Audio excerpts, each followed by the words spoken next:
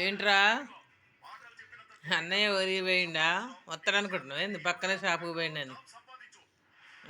అందుకే చూసేస్తావు, పోయి చూసిరాపో.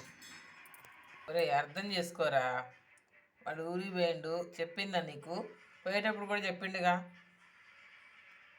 ఎంతసేపు అని కూర్చుంటావు అట్లా? చెప్తే అర్థం చేసుకోవాలి. ఈయనే పడుకుంటా రావా ఇక? నీకోసం మేము కూడా ఇక్కడే కూర్చోవాలా? చెప్పిండు అన్నయ్య ఊరికి వెళ్తున్నారా 2 days దాకా రానని. చెవులు ఊపుకుంటే జిమ్మి, నీకు నేను చెప్పలేను నాన్న. వచ్చి పడుకో ప్లీజ్, తిను. నువ్వు ఏం తినకుండా అట్లా కూర్చోవటం కరెక్ట్ కాదు. ఎప్పుడు 6 నుంచి కూర్చున్నావు, ఇప్పుడు ఎంత ఏంటాయేమో 8:30 అవుతుంది.